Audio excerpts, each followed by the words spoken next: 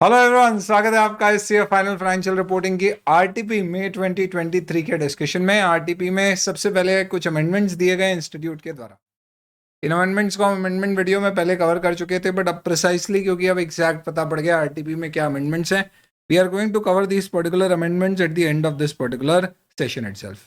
Basically amendments दो category के हैं। एक जो पहली बार मई 23 से एप्लीकेबल हो रहा है, which is primarily relating to CSR more in terms of the legal provisions, जो आपके एफआर के पेपर के लिए और कंपनी लॉ के पेपर के लिए रेलिवेंट होंगे, not for ought.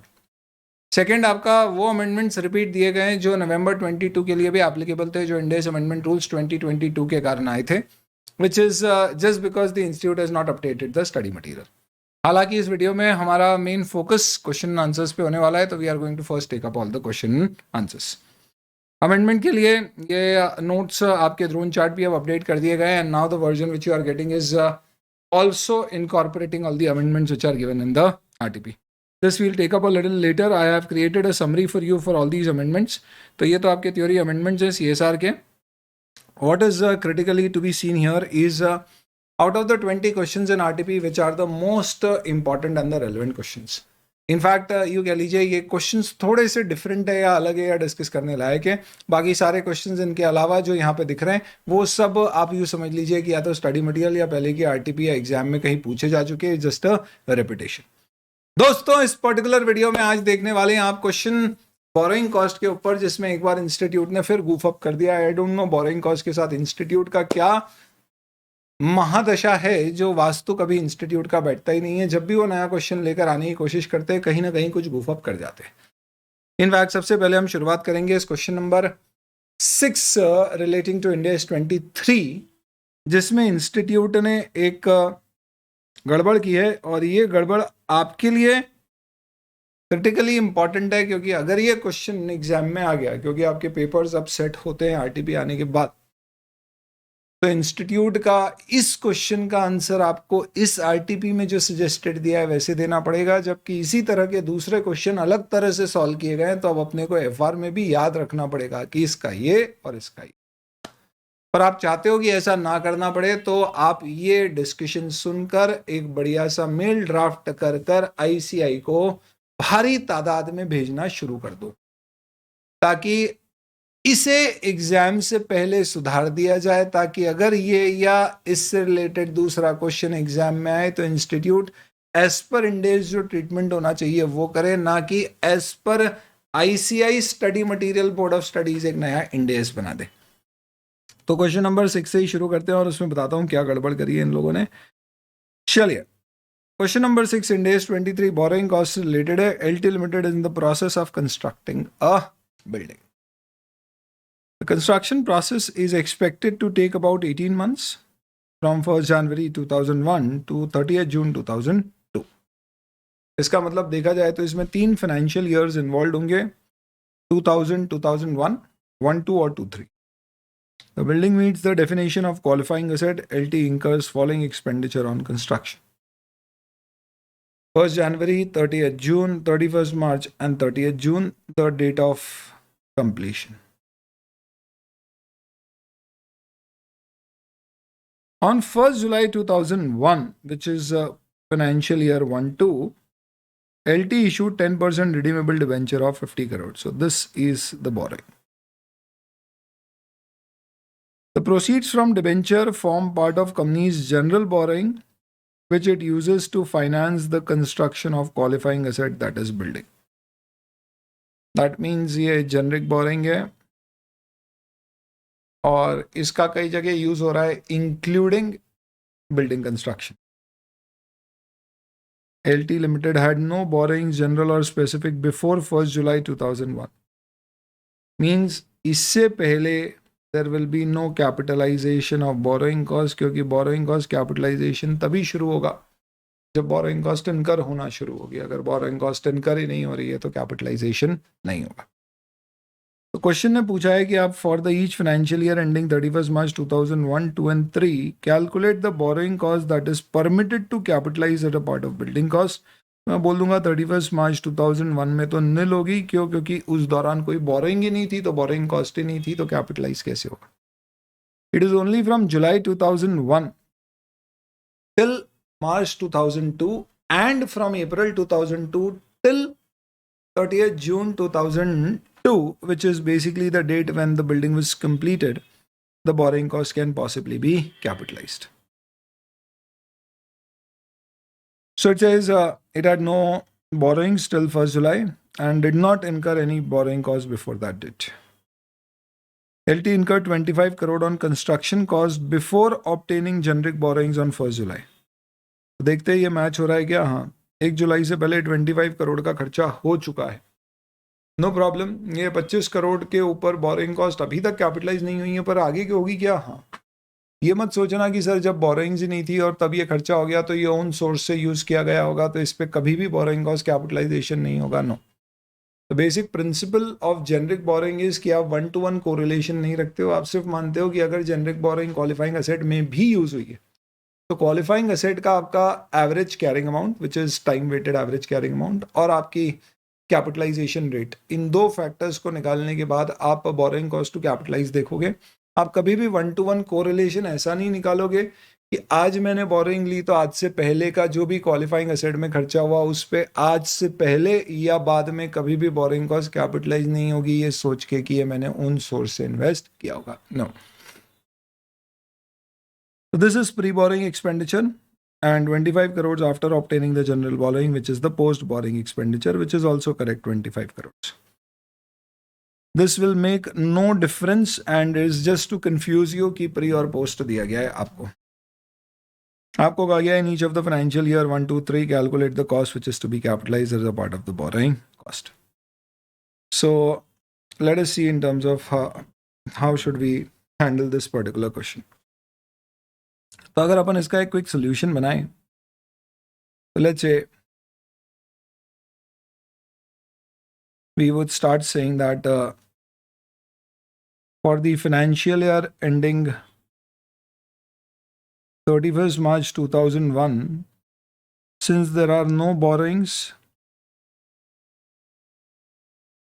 hence there are no borrowing costs, hence there will be no capitalization. However, for financial year ending 31st March 2002, borrowing costs are being incurred from 1st July 2001. Hence, borrowing costs will be capitalized for the 9 months period only, which is 1st July 2001 to 31st March 2002. Using the capitalization rate, which in this case would be 10% because it is actually a single generic borrowing. तो single generic boring में जो rate आपका उस boring का है वही आपका capitalisation rate है. And using this capitalisation rate on the average carrying amount of qualifying expenditure और qualifying asset expenditure. The expenditure on qualifying asset has been incurred as 5, 20 and 20. This is in the year 2001-2 क्योंकि बाकी आपका जून में हुआ है. इसका period of capitalisation कब से स्टार्ट होगा? तो it can be only after 1 जुलाई क्योंकि उससे पहले बोरिंग ही नहीं थी तो कैपिटलाइज कैसे होगा? This will be for 9 months. ये भी आपका 30 जून को लगाए तो this will be also for 9 months.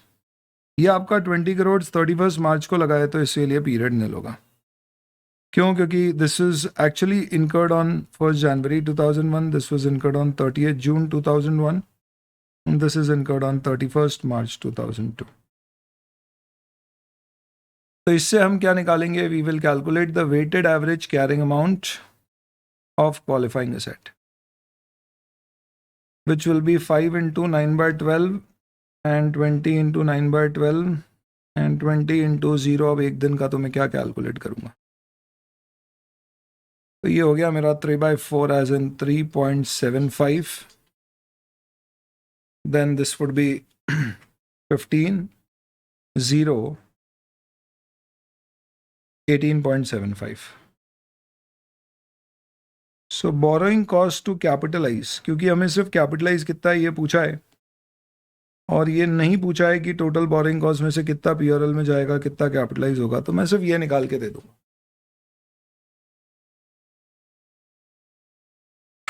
This is my borrowing cost to capitalise.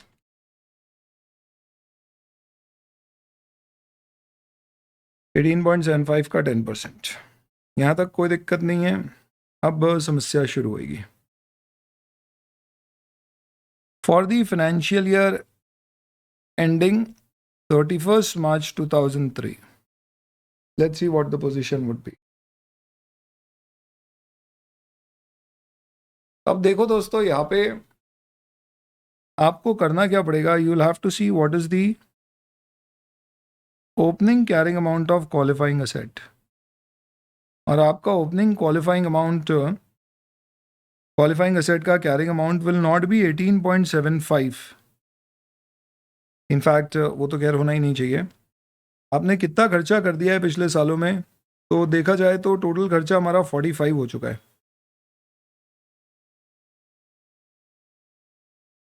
लेकिन 45 के अलावा हमने 1.875 का एडिशनल एक्सपेंडिचर भी इनकर किया. ये क्या है, the borrowing cost which is capital. मेरा ओपनिंग कैरिंग अमाउंट है 46.875 और करंट पीरियड में कितना खर्चा एडिशनली किया गया है. Further expenditure what I have incurred is only on 30th June which is of 5 crore.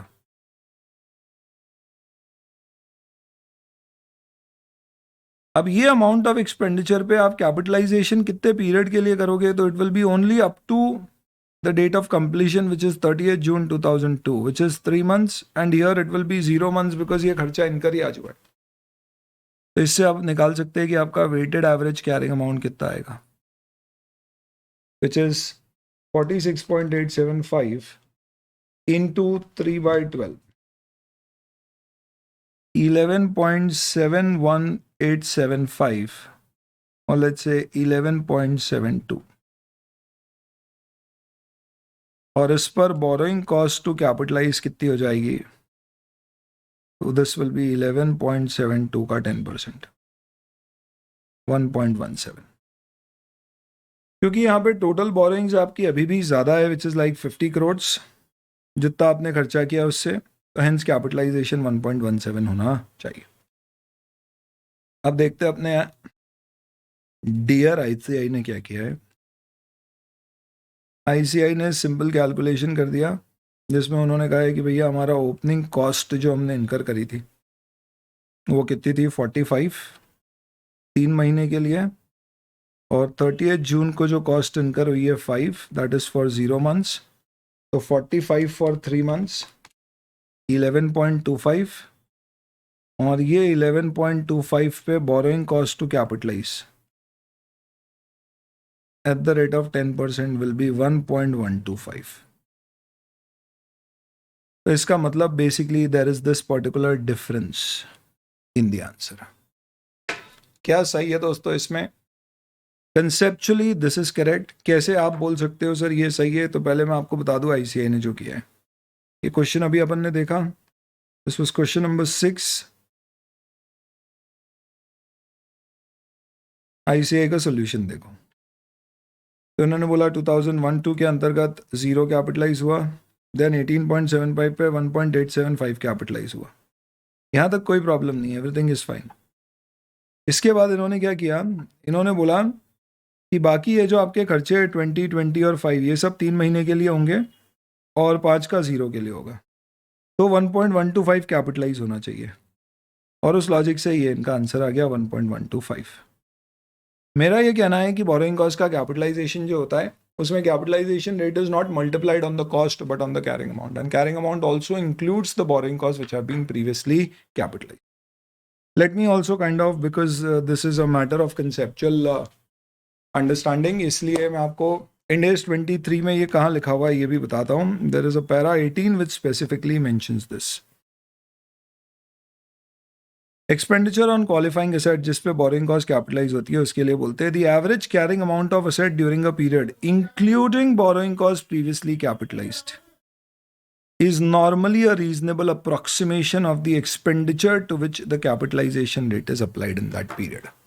इसका मतलब प्रीवियसली आपने अगर कोई बोरिंग कॉस्ट कैपिटलाइज करी है तो वो भी ऐड होगी जब आप सब्सिक्वेंट कैपिटलाइजेशन करेंगे, और उस कैरिंग अमाउंट पे ना कि कॉस्ट इनकर्ड पे बोरिंग कॉस्ट फर्दर कैपिटलाइज होगा, कंपाउंडिंग का इफेक्ट दिया जाएगा. इससे related let me also show you, institute के मॉड्यूल में पहले इसके रिलेटेड एक क्वेश्चन भी हुआ करता था जो उन्होंने हटा दिया. There was this particular question, आपने देखा होगा ये पर्टिकुलर क्वेश्चन, जिसमें मंथ वाइज आपको एक्सपेंडिचर दिए थे और बोरोइंग कॉस्ट का कैपिटलाइजेशन मंथली बेसिस पे करना था. क्योंकि कंपनी को ब्याज मंथली पे करना है तो कैपिटलाइजेशन मंथली करते थे. तो यहाँ पे क्योंकि मंथली करते थे तो जब इनका सोल्यूशन बनाया तो इन्होंने सोल्यूशन में जो इंटरेस्ट कैपिटलाइज किया तो इसमें कैपिटलाइजेशन रेट 15% पर एनम यानी 1.25% पर मंथ था, 15/12. तो ये 1.25% अक्टूबर में 4 लाख का खर्चा हुआ, तो इन्होंने बिगनिंग ऑफ द मंथ में खर्चे मानते हुए इस पे 1.25% 5,000 कैपिटलाइज किया, तो ये 4,05,000 हो गया. अगले महीने बिगनिंग ऑफ द मंथ में खर्चा हुआ 795, तो इन्होंने 7,95,000 प्लस ओपनिंग 4 लाख नहीं लिया, 4,05,000 लिया. तो 795 plus 4,05,000 will be 12 lakh. 12 lakh का 1.25% 15,000 ये कैपिटलाइज किया, और ये सही भी है. हालांकि अब ये स्टडी मटेरियल में क्वेश्चन बचा नहीं है, but then this was there previously. Having said all of this, I particularly feel that this is a conceptual issue, और बोरोइंग कॉस्ट एक पर्टिकुलरली ऐसा स्टैंडर्ड इनफैक्ट हो गया इंस्टीट्यूट का मॉड्यूल का जिसमें और भी कंसेप्चुअल इश्यूज उनके सोल्यूशन में है. पहले भी हम रेज कर चुके हैं, सही करा चुके हैं, बाद में फिर फीडबैक आने बंद हो गए. तो अब एक ही तरीका है, आप लोग इसका मेल लिखो. हो सकता है आप बोलो सर आप ही एक मेल बना के दे दो, हम फॉरवर्ड कर देंगे. ना बाबा ना, मैंने लिखना होगा, मैं डायरेक्ट लिखूंगा. तुम लोग एक मेल बनाओ, भले तुमको लगे तो टेलीग्राम का लिंक दे देता हूँ मैं. एक कोई मेल बना के वहाँ पे डाल दीजिए और बाकी सारे लोग वहाँ पे फॉरवर्ड कर दीजिए.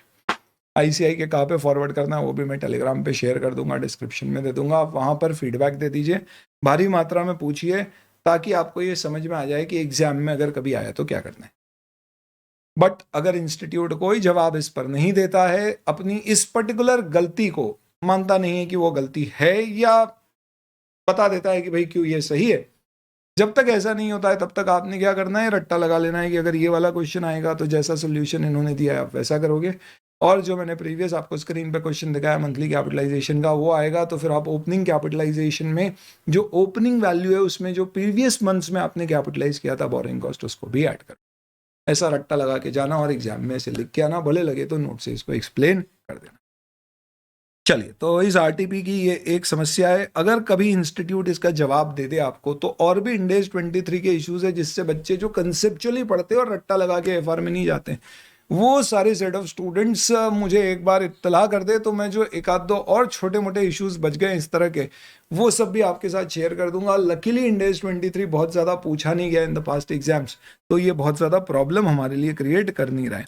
बट यू नेवर नो कब आ जाए, और हमको तो बताइए CA में एक मार्क कितना इम्पैक्ट कर सकता है. तो अगर एग्जाम में ये 5-6 मार्क का क्वेश्चन आ गया तो this could really be a game changer, if not for everybody but for few of us. चलिए, इंड AS 2 का एक सामान्य सा क्वेश्चन है.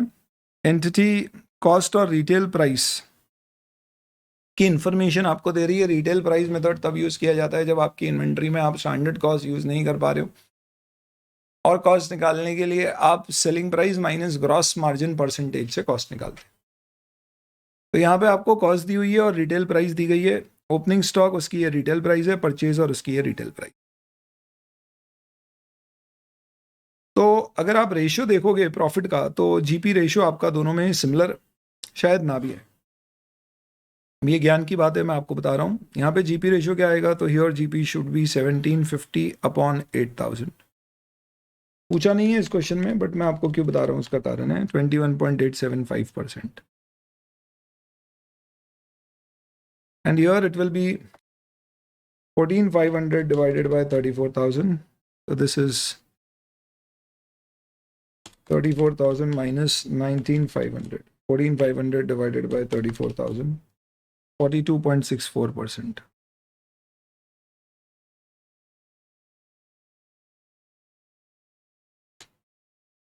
So there is quite a difference as such between the GP ratios.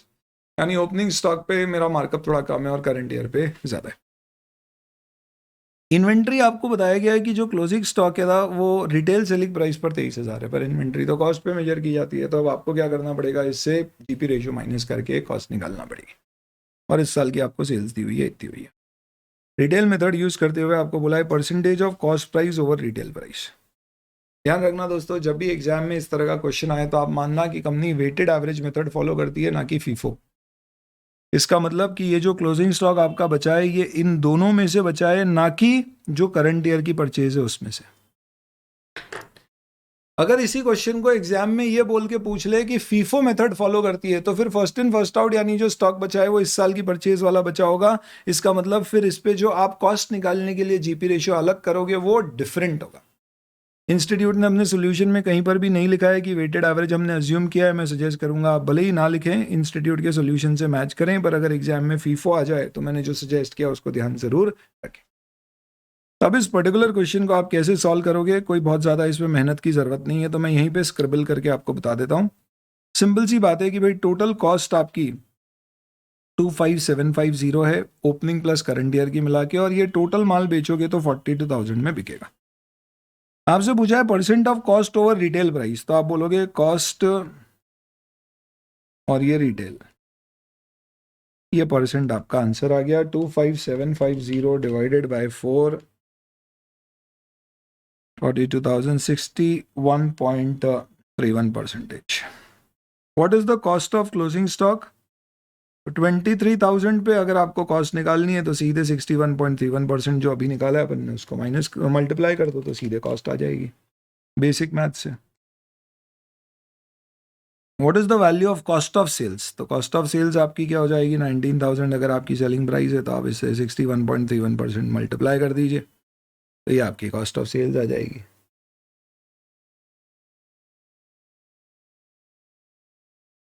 which is 11650 I guess.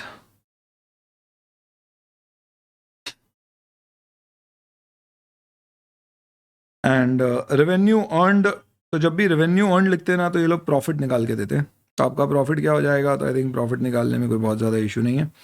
आप बोलोगे कि आपकी सेल्स ड्यूरिंग द ईयर हुई है 19,000 माइनस आपका opening stock plus purchase minus जो आपका क्लोजिंग स्टॉक एट कॉस्ट है जो आपने कैलकुलेट किया है, वैल्यू ऑफ क्लोजिंग इन्वेंट्री 14,100.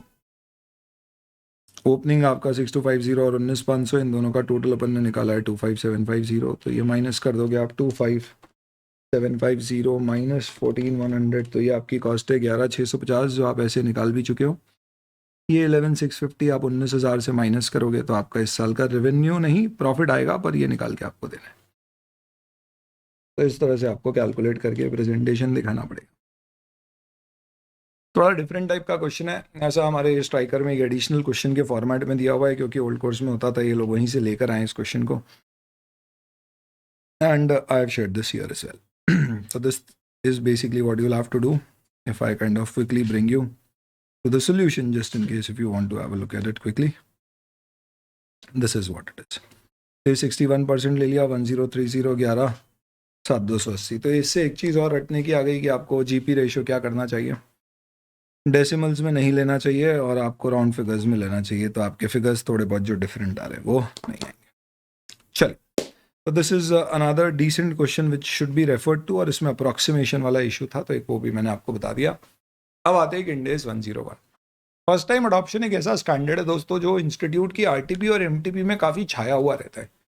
बस अगर ये कहीं नहीं छाया हुआ रहता है तो वो एग्जाम में, ऐसा नहीं है क्वेश्चंस नहीं आते हैं, but this is not one of those particular standards which is been very frequently asked. कई बार एमटीपी में तो इसके कंपलसरी क्वेश्चन आते हैं.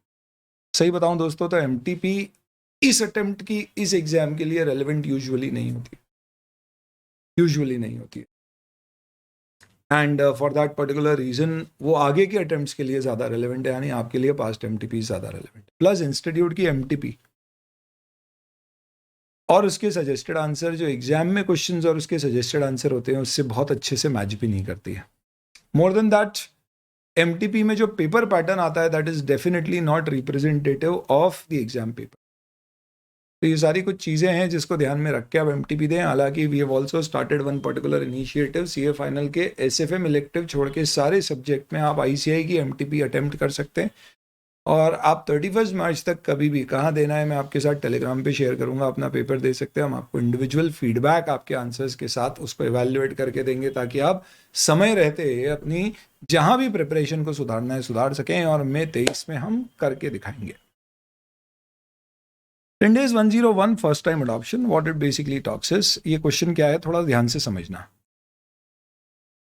क्वेश्चन में कहा गया है एबीसी लिमिटेड एक पब्लिक लिमिटेड कंपनी है जो एक्सप्लोरेशन और production of oil and gas and other hydrocarbon related activities outside India. Exploration activities की अकाउंटिंग इंडेस 106 में दी गई है और इंडेस 106 कोई बहुत डिटेल में अकाउंटिंग नहीं बताता है, वो गाइडेंस नोट के ऊपर ही बेस्ड होती है, कुछ प्रिंसिपल्स बस ऐड करते हैं। इन एनी केस आपके सिलेबस में 106 नहीं है, पर इस क्वेश्चन का 106 से कोई बहुत ज़्यादा वास्ता नहीं है। तो ये इन्फॉर्मेशन हमारे लिए ट्रिन है, बहुत ज़्यादा यूजफुल नहीं है। It operates oversee project directly and or through subsidiaries by participation in various joint arrangements and investment in associates. तो इसके subsidiary joint arrangements which could be a joint venture or a joint operation और associate सब कुछ। अभी तक ये accounting standard follow कर रही थी पर अब इसने इंडेस 1 अप्रैल 2001 से फॉलो करना शुरू कर दिया। फर्स्ट टाइम अडॉप्शन का क्वेश्चन है इंडेस 101। गुडविल जो रिकॉग्नाइज किए इन अकॉर्डेंस विद AS 21 और AS 27 was due to corporate structure and line-by-line consolidation of subsidiary/proportionate consolidation method of jointly controlled entities financial statement which were prepared on historical cost convention. तो accounting standard 21 का consolidation आप लोगों ने intermediate में देखा है। यहाँ पे लाइन बाय लाइन कंसोलिडेशन होता था, pretty much similar to what we do nowadays in case of subsidiaries under Ind AS 110। However AS में कंपलसरी नहीं होता था कि सब्सिडी की सारी एसेट्स और लाइबिलिटी को हम फेयर वैल्यू पर लेकर आए। AS 27 जो जॉइंट वेंचर्स की बात करता था ये काफ़ी डिफरेंट होता था और इसमें प्रोपोर्शनेट कंसोलिडेशन मेथड लगता था। ये प्रोपोर्शनेट कंसोलिडेशन मेथड आज हम जॉइंट ऑपरेशंस पर लगाते हैं, लेकिन हम इसे जॉइंट वेंचर्स पर नहीं लगाते। जॉइंटली कंट्रोल्ड एंटिटी यानी एक सेपरेट व्हीकल है तो वो जॉइंट वेंचर होता है, ना कि जॉइंट ऑपरेशन। और जॉइंट वेंचर में हम इक्विटी मेथड इंडेस 28 का लगाते हैं, ना कि प्रोपोर्शनेट कंसोलिडेशन मेथड। लेकिन ये सब कहानी इंडेस के अनुसार है, पर अभी हम बात कर रहे हैं पास्ट बिजनेस कॉम्बिनेशंस और जॉइंट वेंचर्स की, जिनकी अकाउंटिंग एएस के अनुसार ऑलरेडी हो चुकी है। इन्होंने ये कहा है कि एएस के अनुसार जब हमने अकाउंटिंग करी थी और गुडविल या जो भी निकाला था तो हिस्टोरिकल कॉस्ट यूज की थी, फेयर वैल्यूज यूज नहीं की थी। आगे, ABC Limited has not taken into consideration the underlying, तो ABC Limited कौन है जिसके फर्स्ट टाइम अडॉप्शन की बात हो रही है। The underlying oil and gas reserve for which excess amount has been paid by the company at the time of acquisition. इसका मतलब यह है कि जो सब्सिडरीज हमने एक्वायर की थी उनके पास कुछ ऑयल एंड गैस रिजर्व्स थे जिसकी हमने वैल्यू कंसिडर नहीं करी, और जिसके लिए एक्सेस अमाउंट पे किया जो कि गुडविल में ही जुड़ गया। एक सिंपल सा लॉजिक है, आप कंपनी 100 करोड़ में खरीदते हैं और उसकी एसेट अगर आप 80 करोड़ पे वैल्यू करते हैं तो 20 करोड़ की गुडविल हो गई। एक्चुअल में उसकी जो 80 करोड़ पे मैंने एसेट वैल्यू करी उसमें मैंने एक उसकी 15 करोड़ की एसेट थी जिसको वैल्यू किया ही नहीं। 80 में वो 15 शामिल नहीं है, वो उसके अलावा 15 करोड़ की एक एसेट थी। लेट्स से एक intangible asset like brand. As के ज़माने में ब्रांड अलग से इंटेंजिबल एसेट बुक नहीं होती थी, इस कारण से उसको मैंने मेजर किया ही नहीं। तो मैंने माना कि मेरी एसेट 80 करोड़ की है, पीसी मेरा 100 करोड़ का है, गुडविल 20 की है। पर इंडेस में अगर वो ब्रांड एक सेपरेटेबल एसेट है, आइडेंटिफाइबल एसेट है, कॉन्ट्रैक्चुअल राइट से क्रिएट होने वाली या तो आइडेंटिफाइबल एसेट है या सेपरेबल आइडेंटिफाइबल एसेट है, तो फिर आप उस ब्रांड को भी एक अलग इंटेंजिबल एसेट दिखाओगे। और जैसे ही आप ऐसा करोगे तो आपकी एसेट 80 की बजाय 95 की हो जाएगी, और आपका पीसी वही है 100, तो आपका बैलेंसिंग फिगर गुडविल 5 हो जाएगा। इसी लॉजिक को ऐसा कहते हैं कि जब भी कोई एसेट आप रिकॉर्ड अलग से नहीं कर पाते एज एन इंटेंजिबल एसेट, तो इट इज सबस्यूम्ड इन गुडविल, जिसका मतलब है कि जो गुडविल आप दिखाते हो ये वो उस गुडविल का ही भाग बन जाती है, because goodwill is a balancing figure. तो अगर आप 100 दे रहे हो और उसमें से 80 आपकी एसेट है तो बैलेंसिंग फिगर 20 है गुडविल, पर वही 95 होती तो बैलेंसिंग फिगर 5 ही होता गुडविल। तो अभी इन्होंने कहा है कि हमने कुछ एक्सेस अमाउंट पे किया है इन अंडरलाइंग ऑयल्स और गैस रिजर्व्स के लिए, लेकिन उसका जो पैसा हमने दिया उसका अलग से एसेट बुक नहीं किया और हमने उसे गुडविल में ही शामिल कर दिया। किसके अनुसार? जो एएस के अनुसार हम कंसोलिडेशन किए हैं उसके अनुसार। The company further considered that oil and gas companies goodwill generated on acquisition of mineral rights either through jointly controlled entities or subsidiaries inherently derive its value from the underlying mineral rights, and accordingly value of such goodwill depletes as the underlying mineral ores are extracted. इनका ये कहना है कि भाई क्योंकि goodwill primarily represent करती है ये अंडरलाइंग रिसोर्सेज जो उस कंपनी के पास है, अंडरलाइंग एज एन में भी क्योंकि इसकी क्वांटम एज पता नहीं होती है बिकॉज दीज आर अंडरग्राउंड। तो जैसे जैसे ये रिसोर्स कंज्यूम होते जाएंगे ना, वैसे वैसे हमने जो कंपनी एक्वायर की है उसकी गुडविल भी कंज्यूम होती जाएगी और अमोर्टाइज होती जाएगी, क्योंकि गुडविल एज सच कुछ भी नहीं है, primarily it represents the underlying resources. Therefore, taking a prudent समझदारी वाली approach, considering above substance, company has amortized goodwill in respect of subsidiary jointly controlled asset over the life of underlying mineral rights using unit of production method. तो company अभी तक unit of production method use करते हुए goodwill को amortise करते हुए आई है। किसके अंतर्गत? एएस के अंतर्गत। क्या एएस में ऐसा अलाउड था या नहीं, that's another matter. This allowed the company to utilize the value of goodwill over the life of mineral rights and completely charge off goodwill over the life of reserve। यानी company इस goodwill को ऐसे देखा जाए तो एक intangible asset जैसा treat कर रही है जिसकी लिमिटेड यूजफुल लाइफ है, which is relatable to the underlying resources which is mineral and oil, and as and when these mineral and oil are getting consumed the goodwill is also getting amortized using the production unit method. For the financial year 2000-2001, company has availed transition exemption under 101 and has not applied principles of 103। Transition exemption का मतलब होता है कि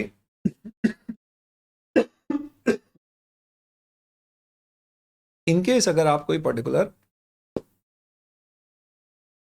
company को acquire करा है as a subsidiary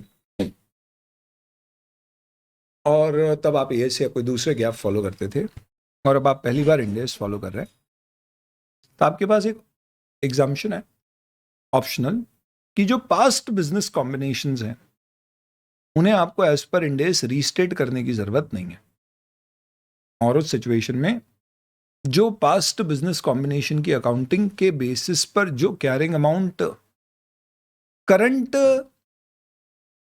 consolidated financial statements में आ रहे हैं एज पर the previous GAAP will be the deemed initial carrying amount on the date of. तो कंपनी ने ये एग्जाम्पशन यूज किया है, इसका मतलब company past business combination restate नहीं कर रही, तो पूरी अकाउंटिंग उसकी एज पर 103 रेट्रोस्पेक्टिव इफेक्ट से नहीं हो रही। ABC Limited, considering the substance or form of the goodwill to be in the nature of acquisition cost, intends to continue amortization of goodwill recognized under AS in respect of subsidiary joint ventures, which is jointly controlled entities under AS, over the life of underlying mineral rights using production unit method under Ind AS also post transition date। हम चाहते हैं कि आगे भी हम goodwill को इसी method से अमोर्टाइज करते रहें इंड एस में कवर होने के बाद भी। Comment on the appropriateness of the accounting treatment under Ind AS for amortization of goodwill by the company and state whether the accounting treatment in respect of amortization of goodwill is correct or not. Obviously, the answer is no, because under Ind AS, goodwill can never be amortized. It is only to be tested for impairment at least annually. तो सबसे पहली बात की आपकी policy की goodwill represents mineral ores which are underlying, hence will be amortized is गलत। और अब आप एएस में आपने वो किया उसमें गलती नहीं है, वो दैट्स ओके, वो जो भी किया। अगर आप एग्जाम्पशन ले रहे हो तो जो आपका carrying amount on the date of transition as पर the current financial statements prepared as पर प्रीवियस गैप एएस है, वही डीम्ड इनिशियल कैरिंग अमाउंट होगा, उसी से हम आगे कंटिन्यू करेंगे।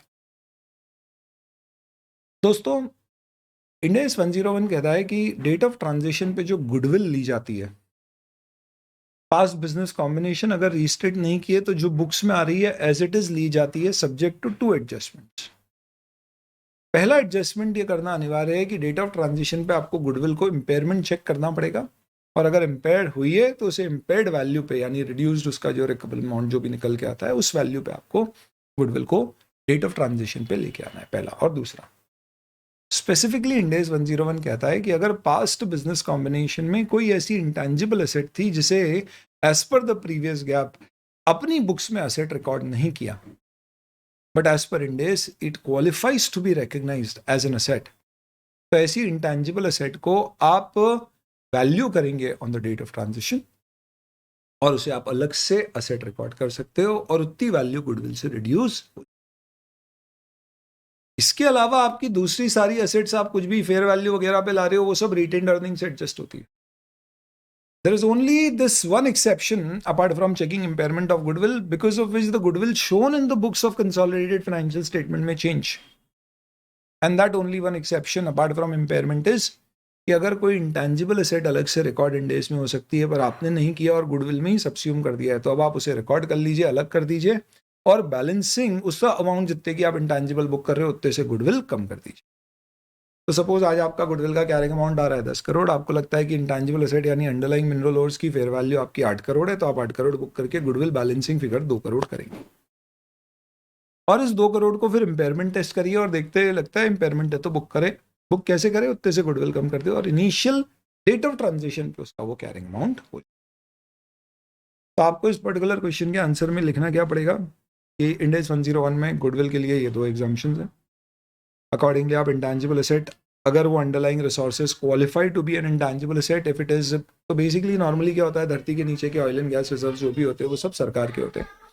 नॉर्मली सरकार हमें राइट देती है उसको एक्सप्लोर करने का, निकालने का, तो it will usually be treated as an intangible asset और अ मिनरल राइट लाइसेंस। तो आप उस इंटेंजिबल एसेट को अलग से फेयर वैल्यू पे रिकॉर्ड करेंगे और उतने से गुडविल कम करेंगे। 1 सेकंड, आप इंपेयरमेंट टेस्ट मैंडेटरली करेंगे on the date of transition. Third, आने वाले समय में आप हर साल इंपेयरमेंट टेस्ट करेंगे और गुडविल में ये अमोर्टाइजेशन का प्रिंसिपल लागू नहीं होगा। हाँ, जो आपने इंटेंजिबल एसेट अलग से बुक किया उस पर आप अप्रोप्रिएट अमोर्टाइजेशन मेथड यूज कर सकते हैं। ये सब जो मैंने आपको बताया यही इंस्टीट्यूट ने सजेस्टेड आंसर में दिया है इस पर्टिकुलर क्वेश्चन के, आप देख सकते हैं।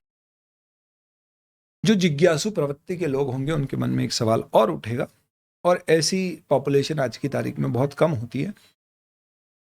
क्यों? क्योंकि पूरा पेपर तो आपका स्टडी मटेरियल RTP MTP से आता है, तो उतना ही पढ़ के काफ़ी हो जाता है। तो सही भी है, अपने को एग्जाम पास करना है तो ऐसा ही करें। और कई बार क्या होता है, ये मन का डाउट लेके जब अपन एग्जाम में जाते हैं और वैसी कोई छोटी सी भी चीज़ भले ही उससे रिलेटेड नहीं पर दिखने वाली उससे रिलेटेड आ जाती है, तो एग्जाम में आपको वो क्वेश्चन ज़रूर पैदा दिमाग में होगा, भले ही आपने ये क्वेश्चन पहले किया होगा। क्यों? क्योंकि आप इंस्टीट्यूट के सारे क्वेश्चन जो 600-800 क्वेश्चन है वो याद करके तो जाएंगे नहीं। इसलिए हो सकता है आपके मन में एक सवाल आए कि सर, ये जॉइंट वेंचर के साथ अकाउंटिंग स्टैंडर्ड में हमने प्रोपोर्शनेट कंसोलिडेशन मेथड लगाया होगा, और उस कारण से कंसोलिडेटेड फाइनेंशियल स्टेटमेंट में वो जो जॉइंट वेंचर्स हैं उनकी सारी एसेट्स और लाइबिलिटी प्रो रेटा बेसिस पे कंसोलिडेट हुई होगी। उदाहरण के तौर पे AS में ऐसा होता था कि अगर मैंने किसी कंपनी में जॉइंट वेंचर किया, जॉइंटली कंट्रोल्ड एंटिटी कहते थे, से 50-50, तो बोलता था कि उसकी सारी एसेट्स और लाइबिलिटी का 50% आप अपनी बुक्स में ले आओ। उस एग्जिस्टिंग कंपनी का 50% स्टेक लेने के लिए जो पैसा दिया होगा, माइनस ये जो नेट आया आपकी बुक्स में एसेट माइनस लाइबिलिटी 50-50%, वो डिफरेंस को गुडविल रिकॉर्ड कर दो। पर इंड AS में जॉइंटली कंट्रोल्ड एंटिटीज में हम ऐसा कुछ भी नहीं करते। हम रादर जो भी पैसा देते हैं उसे इन्वेस्टमेंट इन जॉइंट वेंचर दिखाते हैं और फिर इक्विटी मेथड उस पर फॉलो करते हैं। इंड AS 101 कहता है डेट ऑफ ट्रांजिशन पे ये जो अभी मैंने बोला ये सब पहले कर दो, इंटेंजिबल एसेट बुक कर दो, गुडविल चेंज कर दो, इंपेयरमेंट चेक कर लो, ये सब हो गया। उसका अगला स्टेप आपको ये करना है कि अब आगे से जॉइंटली कंट्रोल एंटिटीज यानी जॉइंट वेंचर्स पे आपको इक्विटी मेथड इंड AS में लगाना होगा। यानी उसकी गुडविल को तो अब आप अमोर्टाइज भी नहीं कर पाओगे, इनफैक्ट बैलेंस शीट में गुडविल दिखा भी नहीं सकते। कौन सी? जॉइंटली कंट्रोल एंटिटी वाली, वो सिर्फ नोट्स में डिस्क्लोज होती है। इंड AS 101 कहता है कि जो पास जॉइंटली कंट्रोल एंटिटीज को प्रोपोर्शनेट कंसोलिडेशन मेथड से आपने मेजर किया था उसमें बहुत सिंपल है, डेट ऑफ ट्रांजिशन पे बहुत आसान है। क्या करो, वो जॉइंट वेंचर से रिलेटेड जितनी असेट्स आपकी डेट ऑफ ट्रांजिशन पे आ रही है वो असेट्स, माइनस जो लाइबिलिटी आ रही है वो माइनस, असेट्स में गुडविल जो आ रही है उससे रिलेटेड वो भी plus, after doing impairment check और ये इंटेंजिबल असेट का रिक्लासिफिकेशन, ये सब करके फिर जो नेट वैल्यू आ रही है उस नेट अमाउंट को आप डीम कर लीजिए this is your investment in joint venture. और इसके ऊपर आज के बाद से इक्विटी मेथड लगाना। इक्विटी मेथड में अब आपको कोई गुडविल इंपेयरमेंट वगैरह कुछ भी करना नहीं पड़ेगा, इंड AS 28 के अनुसार अकाउंटिंग होगी। ये एस्पेक्ट आंसर में दिया नहीं है बट समझने के लिए ज़रूरी है, अगर दिया हुआ होता तो आंसर और ज़्यादा कंप्लीट लगता। No problem. इंड AS 115 का रिपीटेटिव नेचर का क्वेश्चन है, इसलिए जो रिपीट क्वेश्चन आए वो मैं नहीं कवर कर रहा हूँ, सिर्फ जो ठीक ठाक है वो कवर कर रहा हूँ। इंड AS 33 EPS का क्वेश्चन है, बहुत ही आसान क्वेश्चन है पर इसमें आप परेशान हो जाएंगे ये नाम देख के, इसलिए मैं आपको ये एक बार बता देता हूँ। Company B has ordinary and equity classified preference share in issue. सबसे पहली चीज समझो, इक्विटी क्लासिफाइड प्रेफरेंस शेयर है, इसका मतलब कि ये लाइबिलिटी नहीं है, इक्विटी। नंबर 1 इसका इम्पैक्ट क्या होगा, क्या इसे हम ऑर्डिनरी शेयर मान के ईपीएस में ऑर्डिनरी शेयर ऐड कर देंगे? नहीं नहीं नहीं भैया, ईपीएस तो सिर्फ ऑर्डिनरी शेयर पे निकालते हैं, ये ऑर्डिनरी नहीं, तो डिनोमिनेटर में ये नहीं आएगा। सिमिलरली इसको जो डिविडेंड मिलेगा वो न्यूमरेटर से हटा दिया जाएगा, जैसा अपन नॉर्मल प्रेफरेंस शेयर में करते हैं वही।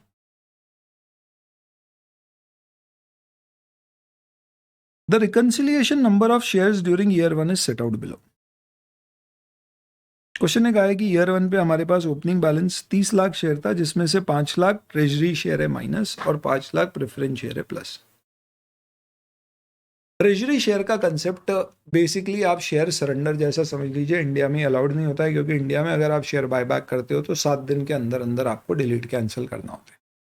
हो सकता है आउट ऑफ इंडिया ये कॉन्सेप्ट लागू होता। इसके अलावा ये कॉन्सेप्ट इंडिया में सिर्फ कंसोलिडेटेड फाइनेंशियल स्टेटमेंट के लेवल पे लागू हो सकता है, जब सब्सिडरी के पास होल्डिंग के शेयर्स, जब होल्डिंग ने सब्सिडरी पे कंट्रोल एक्वायर किया था उससे पहले से खरीदे हुए पड़े हैं। I will not complicate things too much here, let's keep it aside. Treasury share का बेसिक कंसेप्ट होता है, हम जो क्लास में एग्जाम्पल लेते थे, एक बेसिकली पोर्श और वॉक्सवैगन वाला। ट्रेजरी शेयर का बेसिक लॉजिक ये होता है कि मेरी कंपनी के 30 लाख शेयर्स थे, मैंने उसमें से 5 लाख शेयर बाय बैक, तो 25 लाख बचे। एब्सोल्युटली, जब आप 5 लाख बायबैक करते हो तो 7 दिन में आपको वो सर्टिफिकेट कैंसिल करने हैं, तो आपके 25 लाख शेयर्स बचेंगे। पर जिन कंट्रीज में ट्रेजरी शेयर अलाउ किए जाते हैं तो आप क्या कर सकते हो, 5 लाख शेयर बायबैक करके कैंसिल करने की बजाय अपने पास रखे रखो। मे भी अगर आपका कोई क्रेडिटर एग्री हो जाता है कि भैया आप क्रेडिटर को हमें पे करने की बजाय शेयर इशू करके हमें सेटल कर दो, तो ये जो ट्रेजरी शेयर मैंने क्या किया, बायबैक किया है, ये कैंसिल करने की बजाय मैं उन क्रेडिटर को इशू करके उनकी लाइबिलिटी सेट ऑफ कर दूँ, जैसा आप इंटरमीडिएट में शेयर सरेंडर का कंसेप्ट पढ़ते थे। अभी इस क्वेश्चन को सॉल्व करने के लिए आपको सिर्फ ये समझना है कि कंपनी के टोटल 30 लाख के शेयर है, जिसमें से कंपनी 5 लाख बायबैक कर चुकी है, यानी आपको ये मानना है कि इफेक्टिवली कंपनी के 25 लाख शेयर्स ही है, 25 लाख शेयर्स हैं कंपनी। अगर आप ऐसा सोच के करोगे तो क्वेश्चन खत्म, कुछ भी नहीं बचा इसमें। 1 अप्रैल को कंपनी के पास कितने शेयर है? 25 लाख। कितने दिन के लिए रहे? ये बोल रहे हैं 15 अप्रैल को हम बोनस इशू लेके आए 5%, इसमें कोई corresponding change in share issue नहीं हुआ है, तो 1.5 लाख शेयर हुए, पर क्योंकि 5 लाख शेयर बायबैक हो चुकी है तो उससे रिलेटेड 25,000 का बोनस है। तो आप ये मानो कि एक्चुअल में बोनस शेयर जो है वो 1.25 लाख के ही आए। बोनस शेयर को हम डे 1 से ही आउटस्टैंडिंग मानते हैं, तो 26.25 लाख हम मानेंगे right from the beginning of the year outstanding.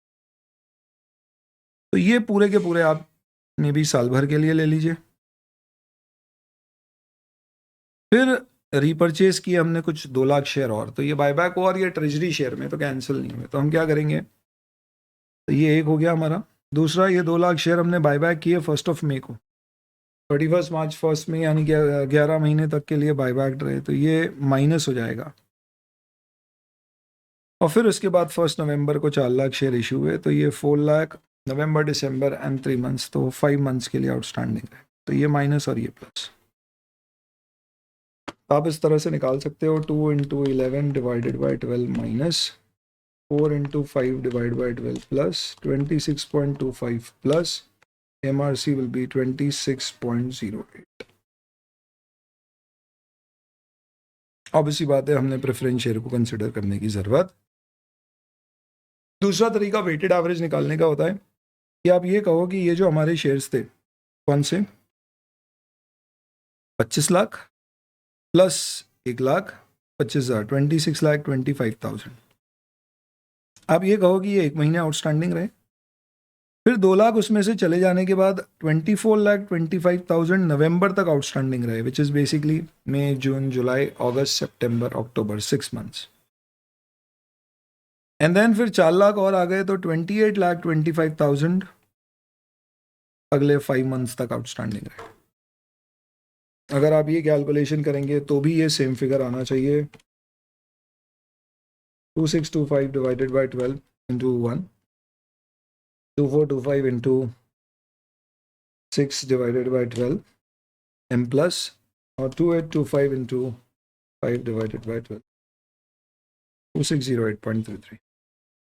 तो ये आपका क्या हो गया, weighted average number of ordinary shares. अब क्या करना है, क्वेश्चन ने कहा है कि पी का नेट प्रॉफिट 46 लाख है, क्या ये नेट प्रॉफिट से प्रेफरेंस डिविडेंड ऑलरेडी डिडक्टेड है? And the answer is no. क्यों? यहां पर ये लाइन काम आ रही है, इक्विटी क्लासिफाइड प्रेफरेंस शेयर है। अगर ये लाइबिलिटी क्लासिफाइड प्रेफरेंस शेयर होता तो लाइबिलिटी पर जो भी इंटरेस्ट या डिविडेंड पे किया जाता है वो पीओआरएल में डेबिट होता है, पर इक्विटी पे जो भी पेमेंट होता है वो पीओआरएल से चार्ज नहीं होता है, रिजर्व से एडजस्ट होता है। क्योंकि इसमें बोला है इक्विटी क्लासिफाइड प्रेफरेंस शेयर है, इसका मतलब इस पर अगर कोई डिविडेंड गया है तो ये 46 लाख से माइनस नहीं हुआ है। अगर कहा जाता है लाइबिलिटी क्लासिफाइड प्रेफरेंस शेयर है तो मानना होता है 46 लाख में से वो ऑलरेडी माइनस हो चुका है, तो आपको और एडजस्ट नहीं करना है, ये पूरा का पूरा आपका profit attributable to ordinary share हो जाएगा, होल्डर हो जाता है, जिसे हम पाउश कहते थे। 15 फरवरी non cumulative preference dividend of 1.2 per share was declared. तो प्रेफरेंस शेयर साल भर 5 लाख ही रहे, 1.2 यानी कि 6 लाख, तो इसमें से आपको 6 लाख माइनस करना है, बट इनमें कोई एडिशनल डिविडेंड नहीं है, पर ये नॉन क्यूमुलेटिव टैक्स में डिडक्टेबल है और 30% टैक्स सेविंग है। तो इफेक्टिवली आपका जो एक्चुअल कॉस्ट होगा वो इसका 70% यानी 4.20 लाख होगा। तो इसका मतलब अगर आपको बेसिक ईपीएस निकालना है, क्योंकि कन्वर्टेबल है नहीं तो डाइल्यूटेड ईपीएस आएगा नहीं, that is going to be 2608 will be your denominator, 26,08,333 जो भी आता है, और न्यूमरेटर होगा आपका कितना, 4.2 माइनस हो जाएगा तो 46 लाख में से माइनस 4. तो ये इस तरह से आपका सोल्यूशन बन जाएगा। आपको बोला है बेसिक ईपीएस ईयर 1 के लिए निकालना है, यूज नंबर ऑफ मंथ्स और part of months rather than number of days in calculation of EPS. Thank you very much. क्योंकि नॉर्मली क्वेश्चन में जब भी इंस्टीट्यूट डेट देता है तो कई बार वो मंथ्स कई बार डेज ले लेता है, तो इससे कन्फ्यूजन हमेशा बना सा रहता है। Quickly tell you in terms of how they have solved it is basically what they have done. तो 46 माइनस 4.2 41.8 एंड ये 26,08,333 ये आपका बेसिक ईपीएस आ गया। तो ट्रेजरी शेयर का मतलब कुछ भी नहीं है, ये शेयर अपन ने वापस ले लिए, बाय बैक हो गया। ठीक है दोस्त, कूल। नेक्स्ट अगला ठीक ठाक क्वेश्चन देखने के लिए एक आपका फाइनेंशियल गारंटी से रिलेटेड है। सिंपल है क्वेश्चन, बट आप शब्दों में कंफ्यूज ना हो जाए और आंसर पढ़ के और ज्यादा कंफ्यूज ना हो जाए, इसलिए ध्यान से समझ लीजिए। Cell has applied for term loan from bank for business purpose. Cell is the borrower. As per the loan agreement, loan required a personal guarantee of one of the directors of Cell to be executed. In case of default, director will be required to compensate the loss that bank incurs. Mr. Pure Joy, one of the director, has given guarantee to bank pursuant to which loan is sanctioned to SEL. तो इसका मतलब ये हो गया है कि Mr. Pure Joy is the guarantor for the company SEL to the bank. तो आपको यहां पे समझना पड़ेगा इस क्वेश्चन में, पहली बात, चलिए let's read. SEL does not pay any premium or fees to director for providing the financial guarantee. तो दोस्तों एक चीज समझो, financial guarantee is a financial liability for whom? For the surety. That is in this particular case Mr. Pure Joy. पर accounting pure Joy के लिए नहीं पूछेंगे क्योंकि वो इंडिविजुअल है, उस पर इंडेस लगता नहीं। अकाउंटिंग सेल के लिए पूछेंगे तो सेल तो बोरोवर है, बोरोवर के लिए तो पूरा लोन लाइबिलिटी है, ना कि फाइनेंशियल गारंटी। भाई मैंने बैंक से 100 रुपए का लोन लिया और किसी ने गारंटी दी है तो मैं तो लोन अकाउंट फॉर करूंगा, जिसने गारंटी दी है वो गारंटी की अकाउंटिंग करेगा। Whether cell is required to account for financial guarantee received from its director. So the answer is no. As financial guarantee is basically accounted in the books of guarantor, surety नहीं guarantor.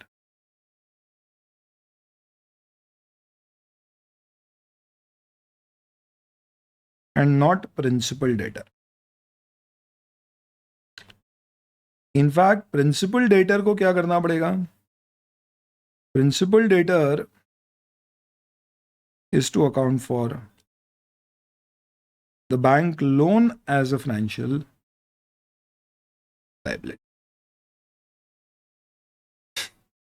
हाँ, अगर इस guarantee का हमें कोई premium देना पड़ता तो हम कह सकते थे कि हम उस प्रीमियम को क्या करेंगे? एक्सपेंस बुक करेंगे.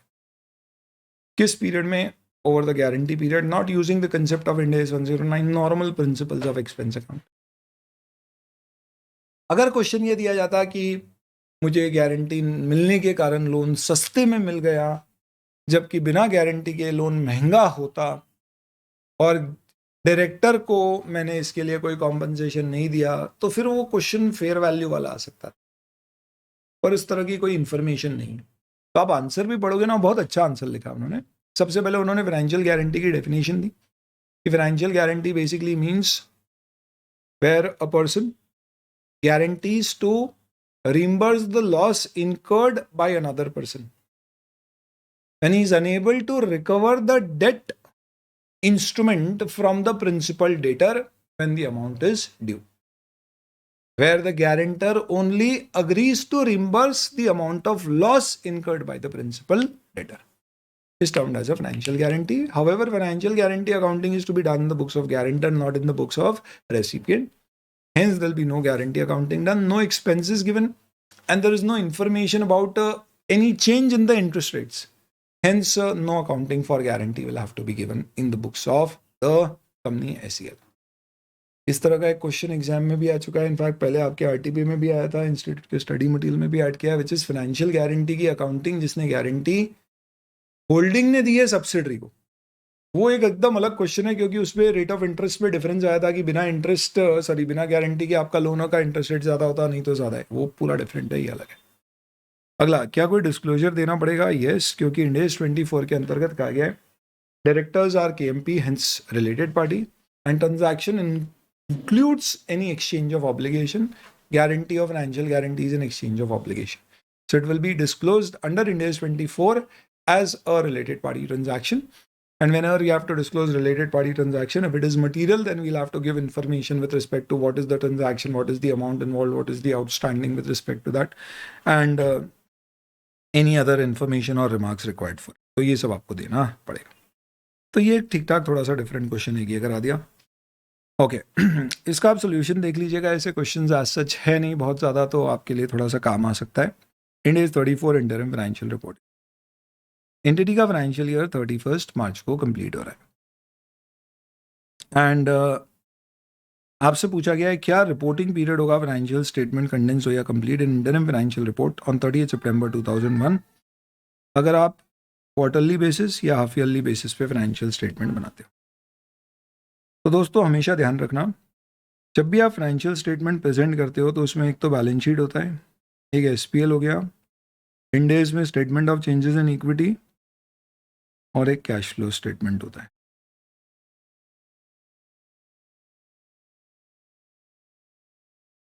ये आपको एक as on current reporting date देना होता है और एक ये आपको end of previous financial year देना.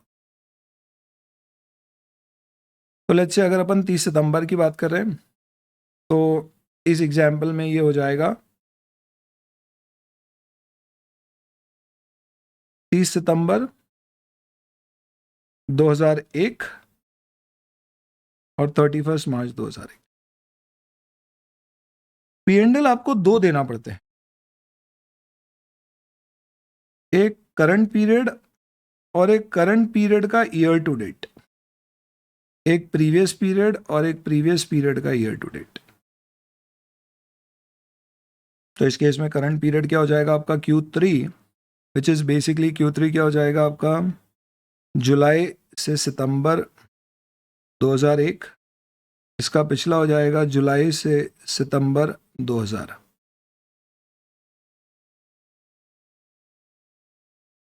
ईयर टू डेट का मतलब होता है अप्रैल टू सितंबर 2001, और ये हो जाएगा April to September 2000 previous year. लेकिन सोकी और कैश फ्लो आपको सिर्फ करंट पीरियड का ईयर टू डेट ही देना होता है, और उसका प्रीसीडिंग पीरियड कंपैरेटिव यानी प्रीवियस पीरियड का ईयर टू डेट। इसका मतलब it will be April to September 1, April to September 0 and same. तो क्वार्टरली के केस में ये हो जाएगा, हाफ ईयरली के केस में ये दो चीज़ों की ज़रूरत नहीं पड़ेगी, क्योंकि year to date is equal to the current period, तो ये दो चीज़ें हट जाएगी। आप सॉल्यूशन देख सकते हो, बट ये ध्यान रखना, एक मैट्रिक्स कंपैरेटिव्स और पीरियड आपको ऐसे प्रेजेंट करना होते हैं जब भी आप इंटरिम फाइनेंशियल रिपोर्ट कंडेंस या कंप्लीट कैसे भी प्रेजेंट करो करते हैं। 105 का क्वेश्चन भी इंस्टीट्यूट के मॉड्यूल से रिलेटेड ही क्वेश्चन है, तो वो भी नहीं देखते हैं। इसके साथ दोस्तों सारे इंपॉर्टेंट और काम के क्वेश्चंस हो जाते हैं। कौन कौन से क्वेश्चंस मैंने आपको कवर करा दिए? These are all the important questions which we have covered. अब आप अमेंडमेंट कवर करना चाहते हैं तो I quickly just take up with the amendment, क्योंकि अमेंडमेंट है इसलिए इंपॉर्टेंट है, अदरवाइज थ्योरी बेस्ड है। एग्जाम में क्वेश्चन आते हैं इस तरह की थ्योरी के भी, तो पढ़ना तो पड़ेगा आपको। सबसे पहले CSR में सितंबर 2022 में कुछ अमेंडमेंट किए गए, ये 2023 की एग्जाम से पहली बार लागू किए जा रहे हैं। सबसे पहला अमेंडमेंट CSR की कमेटी, इसके ऊपर क्वेश्चन आ चुका है अमेंडमेंट से पहले वाले पीरियड में। CSR की कमेटी, बीच में अमेंडमेंट हुआ था और कहा था कि अगर आपका CSR स्पेंड 50 लाख से ऊपर है तो ही आपको कमेटी बनाने की जरूरत है, otherwise board of director he CSR committee का काम कर देंगे। अब अमेंडमेंट ये किया है कि 50 लाख से ऊपर अगर आपका CSR स्पेंड है तो कमेटी बनाना ही है। इसके अलावा अगर आपका कोई भी अनस्पेंट अमाउंट रखा हुआ है CSR में तो भी आपको कमेटी बनाना। तब ऐसा होता है दोस्तों कि या तो आप CSR का खर्चा कर दो, और अगर कुछ भी शॉर्टफॉल है तो साल खत्म होने के 6 महीने के अंदर अंदर CSR फंड में डाल दो। पर कई कंपनियां प्रोजेक्ट्स लेती है, लंबे लंबे, हो सकता है एक साल में खर्चा कम हो, अगले साल में ज़्यादा हो, तो वो शॉर्टफॉल फिर साल खत्म होने के 30 दिन में एक अनस्पेंड CSR फंड अकाउंट में ट्रांसफर कर देती है बैंक में। अगर आप इस कैटेगरी को बिलोंग करते हो तो आपको कमेटी बनाना जरूरी है, भले ही आपका CSR स्पेंड 50 लाख या उससे कम है। नेक्स्ट, CSR स्पेंड कंपनी खुद कर सकती थी, और इसके अलावा 3 संस्थान थी जिनके थ्रू आप कर सकते थे: कोऑपरेटिव सोसाइटी, ट्रस्ट या सेक्शन 8 में रजिस्टर्ड कंपनी, जो या तो आपकी ही ग्रुप की एक एंटिटी है या गवर्नमेंट एंटिटी है, या पिछले 3 साल से वो इस तरह की एक्टिविटीज में एंगेज्ड एक NGO है। अब इनके अलावा कुछ और संस्थानों को एलिजिबल बनाया गया है कि आप इनको भी पैसा देके CSR का अपना खर्चा इनके थ्रू करा सकते हो। ये कौन सी एजेंसीज है जिन्हें आप पैसा देके CSR का खर्चा इनके थ्रू कर सकते हो? तो सबसे पहली बात, ये वो एजेंसीज हैं जो इनकम टैक्स के सेक्शन 1023C के अंतर्गत एग्जम्प्ट हैं, और इन्हें अप्रूव किया गया as an implementation agency by principal commissioner और कमिश्नर ऑफ इनकम। एंड ये या तो कोई फंड या इंस्टीट्यूशन है जो चैरिटेबल पर्पस के लिए, या एक ट्रस्ट या इंस्टीट्यूशन है जो रिलीजियस कम चैरिटेबल पर्पस के लिए, या कोई यूनिवर्सिटी और एजुकेशनल इंस्टीट्यूट है जो प्योरली एजुकेशनल पर्पस के लिए है, without any intention of making profit, यानी विदाउट एनी कमर्शियल कोचिंग्स, या कोई हॉस्पिटल या दूसरे इंस्टीट्यूशन है which are providing treatment for certain specified diseases and are existing solely for philanthropic purpose and not for profits. तो अब educational institution, hospitals, कोई भी ट्रस्ट जो चैरिटेबल या रिलीजियस कम चैरिटेबल एक्टिविटी कर रहा है, उनको भी आप पैसा दे सकते हो। ऑब्वियसली शेड्यूल 7 में जो लिस्ट ऑफ एक्टिविटी है उससे रिलेटेड ही होगा, पर इनके थ्रू भी CSR का खर्चा किया जा सकता है। रियल लाइफ के पॉइंट ऑफ व्यू से काफ़ी इम्पैक्टफुल अमेंडमेंट है। इसके अलावा अगर आपकी कंपनी का एवरेज CSR का ऑब्लिगेशन, एक्सपेंडिचर नहीं ऑब्लिगेशन, यानी आपकी लाइबिलिटी एवरेज पिछले 3 साल की आपको लेना 10 करोड़ रुपए या उससे ज्यादा की, तो पिछले 3 साल में मेरी तीनों साल में CSR ऑब्लिगेशन 10 करोड़ या उससे ज़्यादा थी, या एक साल में 8 थी, एक से 12 और एक में 10 थी, तो एवरेज 10 है। तो इस सिचुएशन में फिर मुझे एक इम्पैक्ट असेसमेंट एक इंडिपेंडेंट एजेंसी के थ्रू कराना पड़ेगा। मैं एक एजेंसी अपॉइंट करूंगा और वो एजेंसी आके मेरी जो CSR की पॉलिसीज एक्टिविटीज़ है उसको स्टडी करके देखेगा कि यार आप जो CSR में खर्चा कर रहे हो वाकई जनता को उसका फ़ायदा हो रहा है या नहीं, और एक रिपोर्ट बनाए। तो सवाल यह है कि वो आएगा तो मेरे कौन से CSR खर्चों को चेक करेगा, क्योंकि कई सारी कंपनियां कई सारे प्रोजेक्ट बनाती है। आप टाटा की एनुअल रिपोर्ट देखोगे या वेबसाइट पे जाओगे ना, तो उसके CSR अगर आप एक्टिविटीज़ देखोगे तो बहुत अलग अलग तरह के प्रोजेक्ट्स चलाती है। तो इसके लिए कहा गया है कि कंपनी के जितने सारे CSR प्रोजेक्ट्स हैं उनमें से इम्पैक्ट असेसमेंट किसका किया जाएगा, वो प्रोजेक्ट जिसके अंतर्गत आउटले 1 करोड़ रुपए या उससे ज़्यादा का है, और वो प्रोजेक्ट आपकी तरफ से पूरा कम से कम साल भर पहले हो चुका है, क्योंकि उसके बाद ही उसका इम्पैक्ट सोसाइटी में दिखना शुरू होगा। तो you have to take an impact assessment through implementation agency for the CSR projects of the company which have an outlay of 1 crore or more। Average की बात ही नहीं है, कोई भी एक प्रोजेक्ट, तो कंपनी का एक प्रोजेक्ट था सैनिटेशन का, उसका टोटल आउटले प्लान था 50 लाख का, तो वो उसका इम्प्लीमेंटेशन एजेंसी के द्वारा किया गया, इम्पैक्ट असेसमेंट कराने की जरूरत ही नहीं है। और 2 करोड़ का था तो उसका कराना पड़ेगा। तो सिर्फ वो वाले प्रोजेक्ट, और अगर वो प्रोजेक्ट अभी ऑनगोइंग है तो अभी नहीं, पूरा होने के 1 साल बाद। 1 साल बाद कितने समय में, वो टाइम डिफाइंड नहीं है। तो 1 ईयर आफ्टर कंप्लीशन आपको स्टडी करानी। अब आप ये एजेंसी को अपॉइंट करोगे, इसको फीस दोगे, तो क्या ये पर्टिकुलर फीस को CSR का एक्सपेंस का पार्ट माना जा सकता है? Yes, subject to lower of 50 lakhs और 2% of CSR expense for that year. तो अगर आपका लेट्स से फॉर एग्जांपल आप ये कराओगे कब, जब आपका 10 करोड़ या उससे ज़्यादा का CSR ऑब्लिगेशन है, तो सपोज मेरा ऑब्लिगेशन 10 करोड़ का है, तो उसका 2% कितना होगा, 20 लाख। तो 20 लाख का खर्चा हुआ है, कोई दिक्कत नहीं है, ये खर्चा CSR एक्सपेंस में बन जाएगा। पर सपोज मेरा 100 करोड़ का CSR ऑब्लिगेशन है, मैंने इम्प्लीमेंटेशन एजेंसी को लेट्स से फॉर एग्जांपल खर्चा पे किया है कितना, 1 करोड़। 100 करोड़ का 1% उसको देते, तो 2% और 50 लाख दोनों में क्या कम है, 50 लाख। तो सिर्फ 50 लाख का खर्चा CSR में एलिजिबल होगा काउंट करने के लिए। बाकी खर्चे को आप खर्चा PRL में बुक करोगे, ये CSR के नाम से क्वालिफाई नहीं। नेक्स्ट, एक और इम्पॉर्टेंट अमेंडमेंट हुआ है। पहले एनुअल रिपोर्ट जो होती थी उसमें बोर्ड ऑफ डायरेक्टर्स की रिपोर्ट में आपको हर प्रोजेक्ट जो आपका ऑनगोइंग है या कंप्लीट हो चुका है उसमें कितना स्पेंड किया है वो बताना पड़ता था। अब बोल दिया है कि सिर्फ total amount spend on all CSR project बताना। यानी अब आपको प्रोजेक्ट वाइज किस पे कितना खर्चा हुआ, ऑनगोइंग और कंप्लीटेड, ये नहीं बताना है, टोटल CSR एक्सपेंड बता दीजिए, खत्म। नेक्स्ट, अब एक एग्जीक्यूटिव समरी आपने जो CSR एक्टिविटी की, एक स्मॉल समरी एनुअल रिपोर्ट में आपको उसकी वेब लिंक्स देना है कि भाई आप वेबसाइट पे आदमी वहाँ पे जाके उसको देख सकता है, और अगर उसमें कोई impact assessment through an implementation agency हुआ है तो वो भी आपको वेबसाइट पर देना पड़ेगा कि उस एजेंसी ने क्या रिपोर्ट दी है। प्लस अगर आपका कोई अनस्पेंड CSR अमाउंट है तो आपको डिस्क्लोजर अनस्पेंड CSR अमाउंट पिछले 3 फाइनेंशियल ईयर में कितना हुआ है ये तो बताना ही है। साथ ही साथ में ये भी बताना है कि अभी कितना बैलेंस है, तो ये तो पहले से ही था। अमेंडमेंट ये है कि अब क्लोजिंग बैलेंस प्लस अगर कोई डेफिशिएंसी है, यानी कि आपने जो खर्च करना था उसका कम किया। क्योंकि क्या होता है दोस्तों, CSR में नियम है कि अगर आपका CSR का let's say for example obligation है कि 1 करोड़ CSR का खर्चा करना है, अब आपने कोई प्रोजेक्ट में 80 लाख खर्च दिए इस साल, 20 लाख आपको लग रहा है अभी प्रोजेक्ट चल रहा है तो खर्चा बाकी है, तो आप उसे 30 दिन में एक अनस्पेंड CSR अकाउंट में डाल दो और 3 साल के अंदर अंदर खर्च दो। अगर 3 साल में आपने नहीं खर्चा तो फिर उसे CSR फंड में डालना पड़ेगा। तो इसके लिए ये बोला गया है कि पिछले 3 साल में आपका अनस्पेंड CSR अकाउंट में कितना पैसा है, उसका कितना आज क्लोजिंग बैलेंस है, और कोई डेफिशिएंसी तो नहीं है, यानी कि वो जो आपको फंड में डालना था आपने नहीं डाला है, तो अब वो भी एडिशनली रिपोर्ट करना हो। ये क्वेश्चन आ सकते हैं दोस्तों एग्जाम में, मत सोचना थ्योरी इंपॉर्टेंट नहीं है, बिल्कुल पूछ सकते हैं। डिस्क्लोजर वाला भी पूछ सकते हैं कि क्या डिस्क्लोजर देना पड़ेगा। इससे रिलेटेड आपका CSR का जो ई-फॉर्म एनेक्सर 2 वगैरह फाइल होता है वो भी चेंज हुआ है। सिर्फ यही एक नया अमेंडमेंट है जो मई 23 से पहली बार लागू हो रहा है। बाकी प्रीवियस अटेम्प्ट्स में जो अमेंडमेंट्स लागू हुए थे वो छोटे छोटे अमेंडमेंट्स है, उसके सेपरेट वीडियोस आप देख सकते हैं। आपके पास एक ऑप्शन है कि आपको पिछले हर अटेम्प्ट के अमेंडमेंट्स देखने हैं, तो you can go to the fast app, उसमें आपको अलग से बैनर दिखेगा अमेंडमेंट्स फॉर ऑडिट और FR, आप क्लिक करके उसमें प्रीवियस हर अटेम्प्ट के अमेंडमेंट और उसके रिलेटेड नोट्स वहाँ से भी देख सकते हैं।